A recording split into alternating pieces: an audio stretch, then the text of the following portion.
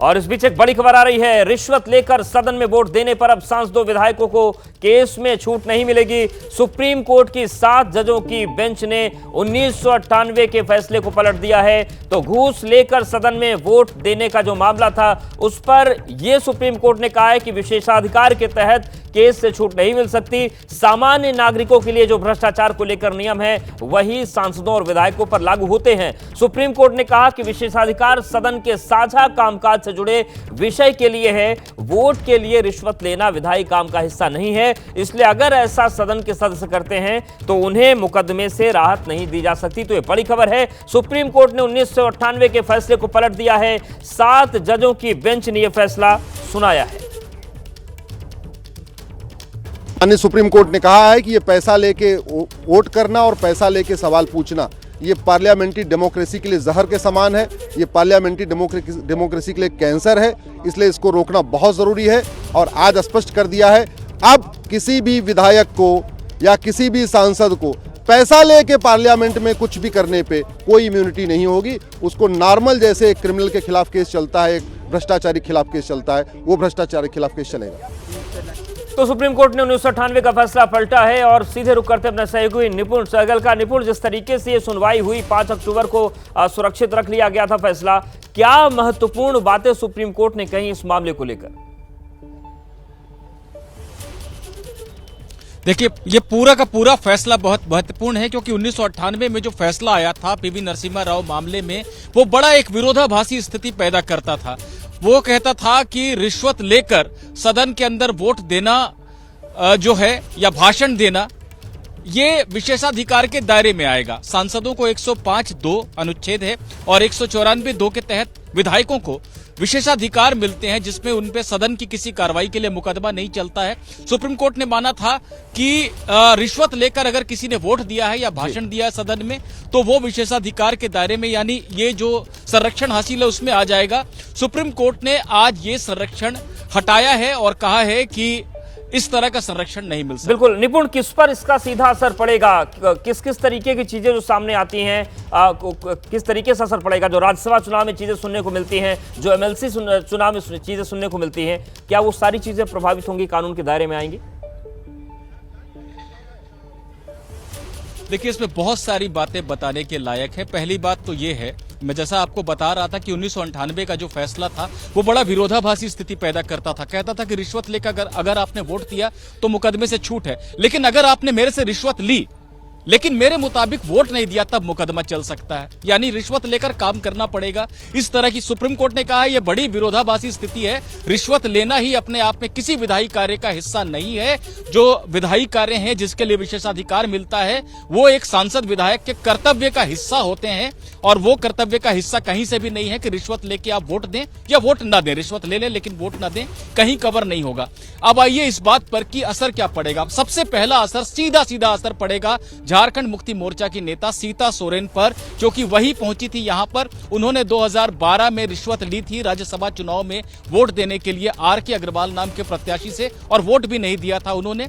High court ने 2014 में फैसला दिया था कि सुप्रीम कोर्ट के पुराने फैसले के मद्देनजर आपने रिश्वत भी ली और आपने वोट भी नहीं दिया, इसलिए मुकदमा चलेगा। सीता सोरेन चाहती थी कि मुकदमा ही ना चले। आज सुप्रीम कोर्ट ने वो सारा कवर हटा दिया और कहा कि रिश्वत लेकर वोट दें या ना दें, मुकदमा तो चलेगा। तो सीता सोरेन पर सीधा असर पड़ेगा। साथ ही साथ सुप्रीम कोर्ट ने कहा है कि विधानसभा या संसद के अंदर मतदान, भाषण, उसकी किसी कमेटी के अंदर मतदान या भाषण, और साथ ही साथ राज्यसभा चुनाव में, राष्ट्रपति चुनाव में, उपराष्ट्रपति चुनाव में, ऐसे तमाम जो वोट होते हैं वो सारी चीजें कवर होंगी इसके दायरे में। अगर आपने रिश्वत लेकर किसी भी तरह से मतदान किया है या नहीं किया है तो आप पर मुकदमा चलेगा। कोई छूट नहीं मिलेगी। जो कानून आम नागरिकों के लिए है वही सांसद और विधायक के लिए भी लागू होगा। बिल्कुल, यानी कि निपुण ये कह सकते हैं कि जो सदन के सदस्य हैं, जितने भी विधायी कार्य हैं, उनमें अगर इस तरीके की चीज आती है तो वो हर चीज कवर है। और अगर वो मिसकंडक्ट होता है, भ्रष्टाचार की बात सामने आती है तो मुकदमे के दायरे में आएंगे। वहां पर विशेषाधिकार चाहे अनुच्छेद 105 का हो और चाहे अनुच्छेद 194 का हो, वो लागू नहीं होगा। बिल्कुल, सुप्रीम कोर्ट ने इसी बात को परिभाषित किया है, कहा है कि विशेषाधिकार का मतलब ये नहीं है कि नागरिकों की एक अलग विशिष्ट श्रेणी पैदा कर दी जाए जो कि किसी भी मुकदमे से बच सकती है। विशेषाधिकार इसीलिए दिए गए हैं कि जब आप चुनकर किसी सदन में जाते हैं, विधानसभा में या संसद में, लोकसभा में, राज्यसभा में, तो आप अपने उन कामों को जो आपके कर्तव्य हैं उनका निर्वहन कर सके और उसमें कोई अड़चन ना आए। और संसद में अगर आपने कोई भाषण दिया है या कोई अपनी बात रखी है तो वो वहीं पर उस बात को किया जाए और वहां बाहर कोई मानहानि का इस तरह का मुकदमा ना करे, क्योंकि वो विधायी कार्य का हिस्सा है। पर अगर आप रिश्वत ले रहे हैं, व्यक्तिगत रूप से आप फायदा कमाने की कोशिश कर रहे हैं और फिर आप कहें कि मैंने सदन के अंदर का ये कार्य है, तो ये छूट नहीं मिलेगी। सदन का जो साझा कर्तव्य होता है लोगों के हित में, उसको पूरा करने में अगर आपने कोई गतिविधि की है, वो विशेषाधिकार के दायरे में आता है। निजी हित के लिए रिश्वत ली है, वो कोई विशेषाधिकार नहीं है। धन्यवाद निपुण, आपको हमारे साथ जुड़ने के लिए और विस्तार से जानकारी देने के लिए। तो ये पूरी तस्वीर है जिसमें 1998 के फैसले को सुप्रीम कोर्ट ने पलटा और साफ कह दिया है कि अगर रिश्वत लेकर सदन में वोट दिया जाता है या अन्य विधायी कार्यों को प्रभावित किया जाता है तो फिर वो विशेषाधिकार काम नहीं करेगा जिसमें मुकदमे से सदन के सदस्यों को छूट मिलती है। शराब घोटाले के आरोपों को लेकर केजरीवाल आज ईडी के सामने पेश तो नहीं हुए, लेकिन बड़ी खबर यह है कि पहली बार केजरीवाल ईडी के सवालों के जवाब देने के लिए तैयार हो गए हैं। 12 मार्च के बाद वो वीडियो कॉन्फ्रेंसिंग से जवाब देंगे। हालांकि सूत्रों के हवाले से खबर है कि ईडी इसके लिए तैयार नहीं है। ईडी आमने सामने की पूछताछ करना चाहती है, लेकिन दिल्ली के मुख्यमंत्री ने कहा है कि वो वीडियो कॉन्फ्रेंसिंग के जरिए जवाब देने को तैयार हैं। तो वीडियो कॉन्फ्रेंसिंग को लेकर बीजेपी और आम आदमी पार्टी में जुबानी जंग भी छिड़ गई है। ईडी के सम्मन पूरी तरीके से गैरकानूनी है, कोर्ट में मामला चल रहा है। मगर मुख्यमंत्री जी ने कहा, क्योंकि भारतीय जनता पार्टी के मंत्री, इनके प्रवक्ता बार बार कह रहे थे मुख्यमंत्री सवालों का जवाब नहीं देना चाहते, ईडी मुख्यमंत्री को गैर कानूनी तौर पे गिरफ्तार करना चाहती है। तो मुख्यमंत्री जी ने एक बड़ा अच्छा बीच का रास्ता सुझाया है कि वीडियो कॉन्फ्रेंसिंग पे जो सवाल ईडी के हैं सवाल पूछ लें, मुख्यमंत्री जी उसका जवाब दे देंगे। हाँ, अगर इनके मन में कोई षड्यंत्र है, कोई दुर्भावना है कि इनको गिरफ्तार ही करना था, तो ज़रूर ईडी किसके लिए बहाने बनाएगी कि नहीं साहब आप आ ही जाइए। फिर ये बात दुनिया के लिए, देश के लिए साफ हो जाएगी। मन में गिरफ्तारी है, सवाल जवाब सिर्फ बहाना है। मुझे तरस आ रहा है उनके कानूनी सलाहकारों पे, जिन्होंने उनको अपने लिए ही गड्ढा खोदने में मदद किया है। मैंने मुख्यमंत्री पद पे बैठे किसी व्यक्ति को जांच एजेंसी के सवालों से ऐसा थर थर कांपते नहीं देखा है। लीगल आधार के बाद भी आप सिर्फ सवालों से भागना चाहते हैं। 12 मार्च को क्या वो लीगल हो जाएगा? और अब तक लीगल नहीं हुआ। इसका मतलब है कि अरविंद केजरीवाल जी ये मान चुके हैं कि वो भ्रष्टाचारी हैं। उन्होंने शराब कांड में बड़ा घोटाला किया है। सीधे रुख करते हैं दिल्ली विधानसभा का, जहां पर दिल्ली का बजट पेश किया जा रहा है। आम आदमी पार्टी के वित्त मंत्री पेश कर रहे हैं। 4 लाख से ज्यादा बच्चों ने प्राइवेट स्कूलों को छोड़कर दिल्ली सरकार के स्कूलों में एडमिशन किया।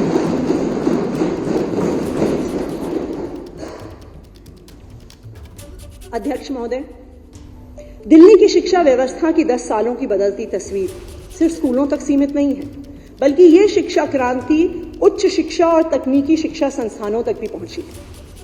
महोदय, 2014 तक उच्च शिक्षा के लिए दिल्ली सरकार की 3 universities, Ambedkar university, national law university और गुरु गोविंद सिंह इंद्रप्रस्थ यूनिवर्सिटी में छात्रों की संख्या 71,416 थी। दिल्ली की 10 साल की इस बदलती हुई तस्वीर का ये एक महत्वपूर्ण द्योतक है कि इन यूनिवर्सिटीज में 20,000 से ज्यादा सीटें बढ़ी हैं पिछले 10 साल में, और आज यहां 93,880 स्टूडेंट्स पढ़ रहे हैं। तकनीकी शिक्षा के क्षेत्र में भी केजरीवाल सरकार के प्रयासों की बदौलत 2014-15 में टेक्निकल एजुकेशन यूनिवर्सिटीज में 12,204 की तुलना में 2023-24 में सीटों की संख्या 62,000 हो गई है, यानी 40,000 सीटें बढ़ गई। साथ ही हमारी सरकार ने 3 नई universities, Delhi skills and entrepreneurship university, Delhi teachers university और दिल्ली स्पोर्ट्स यूनिवर्सिटी की भी शुरुआत की है। तकनीकी और उच्च शिक्षा के क्षेत्र में केजरीवाल सरकार ने न सिर्फ सीटों और कोर्सेज का विस्तार किया है, बल्कि इंफ्रास्ट्रक्चर का भी एक बहुत व्यापक स्तर पर विस्तार हुआ है। 2016-17 में अंबेडकर यूनिवर्सिटी के 2 नए कैंपस करमपुरा और लोधी रोड में शुरू किए गए। 2017 में दिल्ली टेक्नोलॉजिकल यूनिवर्सिटी के पूर्वी दिल्ली कैंपस की शुरुआत हुई। साथ ही Netaji Subhash university of technology में भी 2 नए कैंपस 2020 में जाफरपुर और गीता कॉलोनी में शुरू हुए और 2023 में केजरीवाल सरकार ने आईटी यूनिवर्सिटी के पूर्वी दिल्ली कैंपस की भी शुरुआत की है। दिल्ली की शिक्षा में 10 साल में जो तस्वीर बदली है उसने ये दिखा दिया है कि अगर किसी सरकार की इच्छा शक्ति हो तो वो हर बच्चे को वर्ल्ड क्लास शिक्षा और एक बेहतरीन भविष्य दे सकता है। लेकिन अध्यक्ष महोदय, इस शिक्षा क्रांति को लाने में अगर किसी एक व्यक्ति की सबसे महत्वपूर्ण भूमिका रही तो वो है दिल्ली के शिक्षा क्रांति के जनक और मेरे बड़े भाई मनीष सिसोदिया जी।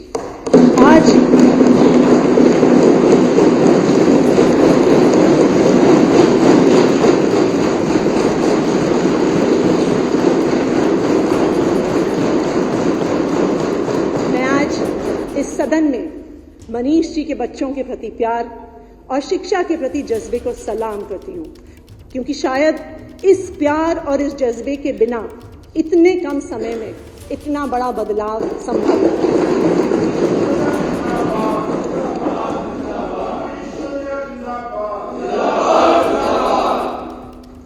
अध्यक्ष महोदय, राम राज्य का दूसरा सिद्धांत है हर बीमार का इलाज। तुलसीदास जी के रामचरितमानस में एक चौपाई है, अल्प मृत्यु नहीं कवनियो पीरा, सब सुंदर सब बिरुज शरीरा, नहीं दरिद्र कोई दुखी न दीना, नहीं कोई अबुद्ध न लक्षण। अर्थात प्रभु राम के राज्य में सबके स्वस्थ और सेहतमंद रहने की व्यवस्था है। किसी की भी अल्पायु में मृत्यु नहीं होती, ना किसी को कोई दुख होता है, सभी सुंदर और निरोग हैं, ना कोई दरिद्र है, ना दुखी है और ना गरीब है। अध्यक्ष महोदय, ये हमारे देश का दुर्भाग्य है कि हम इस परिकल्पना से बहुत दूर हैं। 2014 तक दिल्ली सरकार के भी सरकारी अस्पतालों का बहुत बुरा हाल हुआ करता था। अस्पतालों की गंदगी देखकर भरोसा नहीं होता था कि यहाँ पर इलाज भी हो सकता है। ऐसा लगता था वहाँ की गंदगी देखकर कि एक बीमारी लेकर जाएंगे तो वहाँ से 4 बीमारी और लेकर वापस आ जाएंगे। आप सब याद कीजिए सरकारी अस्पताल का वो दृश्य, गंदे फर्श, टूटे और बदबूदार टॉयलेट, पीली चद्दरें, ओपीडी काउंटर पर भीड़ और जवाब देने वाला कोई नहीं, दवाई के काउंटर पर लंबी लंबी लाइनें पर केमिस्ट नहीं। सरकारी हेल्थ केयर सिस्टम खुद ही बीमार था। अध्यक्ष महोदय, किसी के पास थोड़े से भी पैसे होते थे तो वो सोचता था कि अपने परिवार के सदस्य का इलाज मैं प्राइवेट अस्पताल में करा लूं, लेकिन एक सदस्य की एक बीमारी की इलाज में आने वाले खर्च से ही परिवार की सारी जमा पूंजी खत्म हो जाती थी। यहां तक कि घर, मकान, जेवर तक गिरवी रखने की नौबत आ जाती थी। अध्यक्ष महोदय, ये कैसी अमानवीयता है जो किसी इंसान को इतना बेबस कर देती थी कि वो अपने पिता की जान या अपने पुरखों की जायदाद में से सिर्फ किसी एक को बचाने की मजबूर हो जाता था। एनएसएसओ के 2014 की रिपोर्ट के मुताबिक सिर्फ एक सामान्य बीमारी के हॉस्पिटलाइजेशन होने पर दिल्ली के किसी परिवार को 38,000 रुपए तक का खर्च उठाना पड़ता था। 2014 में दिल्ली की प्रति व्यक्ति आय 2,47,000 रुपए थी, यानी सिर्फ एक सामान्य बीमारी का एक सामान्य हॉस्पिटलाइजेशन होने पर परिवार के सालाना आय का 15% हिस्सा खर्च हो जाता था। और अगर एक बड़ी बीमारी हो जाती तो उसके लाखों के इलाज में परिवार कर्ज के तले दब जाता था।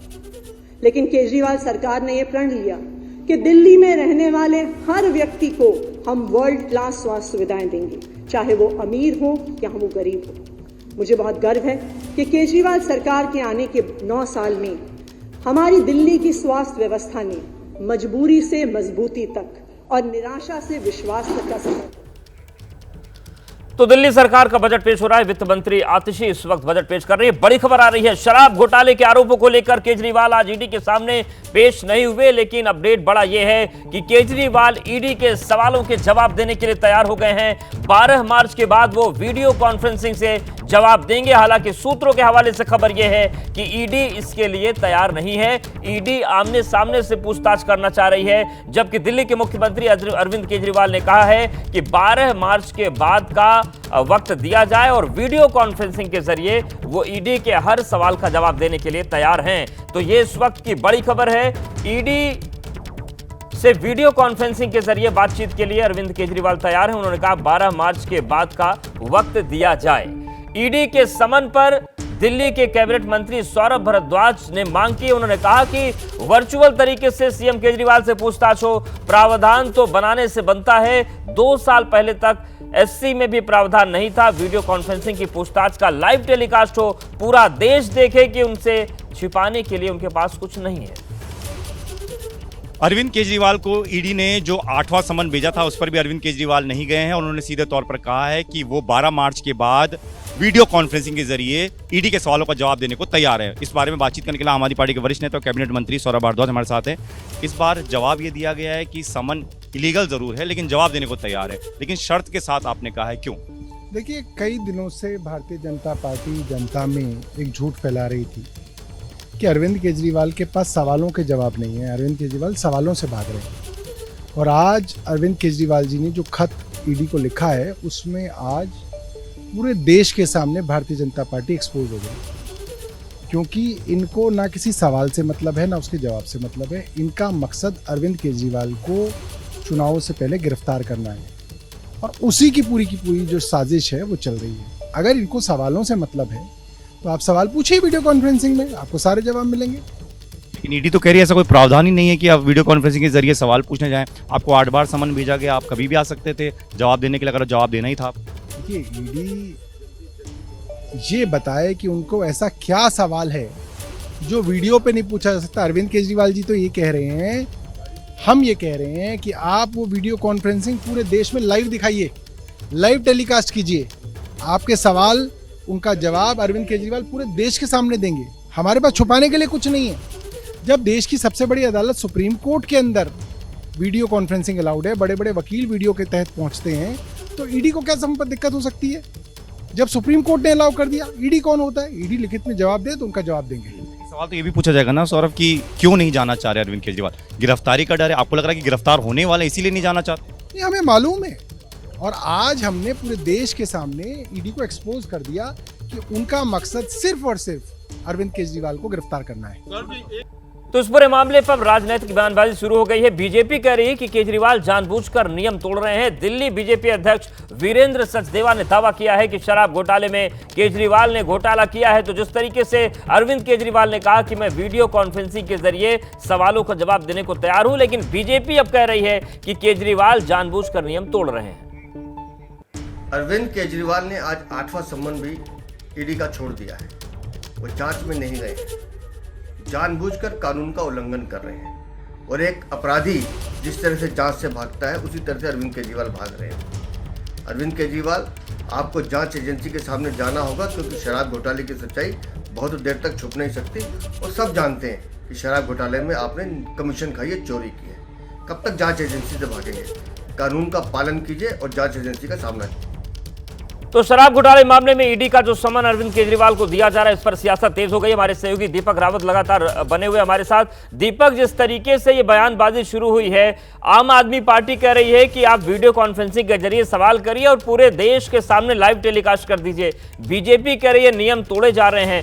इन सब के बीच अब स्थिति क्या है? क्या वीडियो कॉन्फ्रेंसिंग से सवाल जवाब के लिए ईडी तैयार है? जी देखिए, ईडी के सोर्सेज ने भी साफ तौर पर कह दिया है कि ऐसा कोई प्रावधान ही नहीं है कि आप वीडियो कॉन्फ्रेंसिंग के जरिए आए और अपनी शर्तों के हिसाब से आप पूछताछ में शामिल हो। तो ईडी ने अपना इशारा साफ कर दिया है कि अगर आप आने वाले दिनों में पेश नहीं होते हैं तो आपकी मुश्किलें बढ़ जाएंगी और इसके लिए ईडी कोर्ट भी जा चुकी है। यही बात अब आम आदमी पार्टी को भी समझ में आने लगी है। यही वजह है कि आम आदमी पार्टी ने जो हर बार ये कहती थी कि ईडी का समन इलीगल है और उसका जवाब वो देना ठीक नहीं समझते हैं, यही वजह है कि इस बार अरविंद केजरीवाल ने सीधे तौर पर ईडी के सामने ये शर्त रखी है कि वो सामने आना चाहते हैं, सवालों का जवाब देना चाहते हैं, लेकिन उनके हिसाब से तारीख भी उन्होंने तय कर दी है 12 मार्च और वीडियो कॉन्फ्रेंसिंग की भी उन्होंने शर्त रख दी है। लेकिन इससे बात नहीं बनने वाली है। आम आदमी पार्टी ये समझ चुकी है कि अरविंद केजरीवाल की गिरफ्तारी हो सकती है और उस गिरफ्तारी तब तय हो जाती है जब वो बार बार समन पर नहीं जाएंगे। तो 8 समन हो चुके हैं, 8 समन पर नहीं गए। किसी भी वक्त ईडी बड़ी कार्रवाई कर सकती है, आम आदमी पार्टी भी जानती है। और यही वजह है कि इस बार ये तर्क दिया गया है कि आप कोई भी सवाल पूछ लीजिए, वीडियो कॉन्फ्रेंसिंग के जरिए पूछ लीजिए, आप 100 से ज्यादा सवाल पूछना चाहते हैं पूछ सकते हैं, और आप चाहें तो इसको लोगों के सामने रखिए, इसका लाइव टेलीकास्ट कर दीजिए। तो आम आदमी पार्टी ने अपनी बात कह दी है इसके जरिए, लेकिन सीधे तौर पर अगला जो बड़ा एक्शन होगा वो ईडी की तरफ से ही होगा इस मामले में। और ये माना जा रहा है कि ईडी एक और समन भेज सकती है, लेकिन अभी तक ईडी ने साफ नहीं किया। लेकिन ईडी ने अपनी बात साफ कह दी है कि ऐसा कोई भी प्रावधान नहीं है जिसमें आप वीडियो कॉन्फ्रेंसिंग के जरिए सवालों का जवाब दे सकें। बिल्कुल, और देखने वाली बात होगी कि आगे की राह अब क्या होती है। बहुत धन्यवाद दीपक आपका जानकारी और अपडेट्स को देने के लिए। और इस वक्त एक बड़ी खबर आ रही चंडीगढ़ से, चंडीगढ़ का रुख करते हैं। चंडीगढ़ में बीजेपी के सीनियर डिप्टी मेयर जीत गए हैं। बीजेपी के Kuljeet Sandhu senior deputy mayor बने हैं। कुलजीत संधू को 19 वोट मिले हैं। तो ये बड़ी खबर आ रही है चंडीगढ़ से, जहां पर मेयर चुनाव राष्ट्रीय सुर्खियों में रहा। और अपडेट ये सामने आ रहा है कि चंडीगढ़ में बीजेपी का जो सीनियर डिप्टी मेयर का पद था वो प्रत्याशी जीत गया है। बीजेपी के Kuljeet Sandhu senior deputy mayor बन गए हैं। तो जो डिप्टी मेयर की सीट है वो बीजेपी के खाते में गई है। कुलजीत संधू को 19 वोट मिले हैं। इंडिया गठबंधन के प्रत्याशी को 16 वोट ही हासिल हो पाए। तो ये तस्वीर हम आपको दिखा रहे हैं। और ये बड़ी खबर यह है, बड़ा अपडेट यह है कि चंडीगढ़ में बीजेपी के खाते में सीनियर डिप्टी मेयर की जो सीट है वो गई है। बीजेपी के Kuljeet Sandhu senior deputy mayor बने हैं। और कुलजीत संधू को अगर हम मतों की बात करें तो 19 वोट मिले, वहीं इंडिया गठबंधन के खाते में 16 वोट ही मिल पाए थे। तो जिस तरीके से चंडीगढ़ में मेयर का चुनाव सुर्खियों में रहा, जिस तरीके से वोटों को लेकर तमाम चीजें सामने आई, असीम बसी हमारे साथ जुड़ गए। असीम, क्या जानकारी मिल रही है? हेलो जी, मैं आपको बता दूं कि यहाँ पे बड़ा रिजल्ट आया है सीनियर डिप्टी मेयर, और बीजेपी ने जो है वो जीत हासिल की है सीनियर डिप्टी मेयर के चुनाव में। और जो कुलजीत संधू हैं बीजेपी की तरफ से, वो सीनियर डिप्टी मेयर बने हैं और उन्होंने इंडिया अलायंस के गुरप्रीत गावी को हराया जी। इस इलेक्शन में जो बीजेपी के कैंडिडेट थे उनको 19 वोट पड़े, और जो इंडिया अलायंस के कैंडिडेट थे उनको 16 वोट पड़े, क्योंकि एक वोट उनका रिजेक्ट हुआ था जी। सो पिछली बार हमने देखा मेयर के इलेक्शन के बाद बहुत ज्यादा कंट्रोवर्सी हुई थी, और सुप्रीम कोर्ट के कहने पर मेयर बस आम आदमी पार्टी का बना था और इंडिया अलायंस का। लेकिन अब जब सीनियर डिप्टी मेयर और डिप्टी मेयर के इलेक्शन दोबारा हुए तो बीजेपी ने इसमें बाजी मारना जी। अब बिल्कुल असीम, ये जिस तरीके से परिणाम आया, इस परिणाम पर सर्वसम्मति है या फिर मेयर चुनाव की तरह इसमें भी कुछ आरोप प्रत्यारोप हो रहे हैं? नहीं, इसमें ऐसा कुछ कंट्रोवर्सी नहीं हुआ। ठीक है, डेफिनेटली वो थोड़ा बहुत जो आपस में होता हो तो हुआ, लेकिन बड़ा ट्रांसपेरेंट तरीके से चुनाव हुआ, सभी के सामने काउंटिंग हुई। उसके बाद सारे बैलेट्स को जो सील किया गया, और सभी जो काउंसलर्स हैं उन्होंने एक्सेप्ट किया रिजल्ट को, चाहे वो बीजेपी के हों, चाहे वो आम आदमी पार्टी और कांग्रेस के हों। अब जो है डिप्टी मेयर के लिए जो है वोटिंग शुरू होगी थोड़ी देर में, और क्योंकि बीजेपी के पास नंबर है, उनके पास 17 हैं अपने, जिनमें से 3 आपके भी हैं।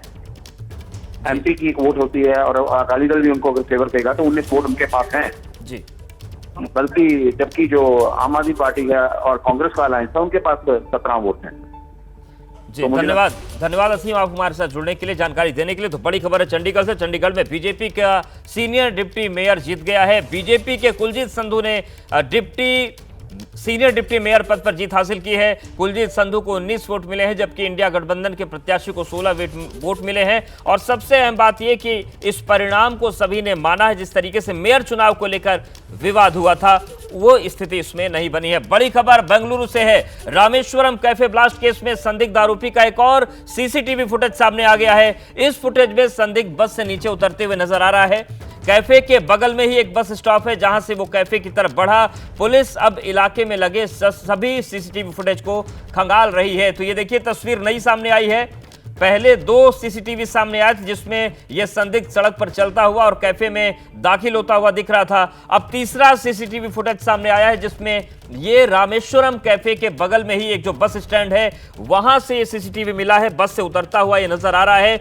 बस से उतरकर ये थोड़ी दूर पैदल चलता है, उसके बाद रामेश्वरम कैफे में दाखिल होता है। वहां पर इसने ऑर्डर की पर्ची कटवाई और हैंड वॉश एरिया जो था वहां पर वो बैग छोड़कर चला गया था। और 1 घंटे के बाद ब्लास्ट हुआ था वहां पर लो इंटेंसिटी, जिसमें 9 लोग घायल हुए थे। तो बेंगलुरु के ब्लास्ट के केस में ये नया सीसीटीवी फुटेज सामने आया है। रामेश्वरम कैफे में जो ब्लास्ट हुआ था, शुक्रवार को धमाका हुआ और ये अब रामेश्वरम कैफे के बगल में ही जो बस स्टैंड है वहां की सीसीटीवी तस्वीरें सामने आई हैं, जिसमें संदिग्ध बस से उतरता हुआ नजर आ रहा है।